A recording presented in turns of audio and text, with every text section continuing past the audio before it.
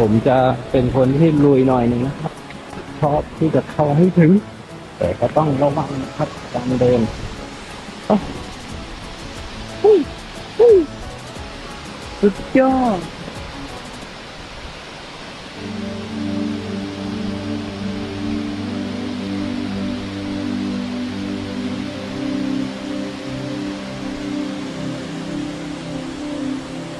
มาถึงแล้วนะครับน้ำตกทองล้านสวยจริงเลยครับ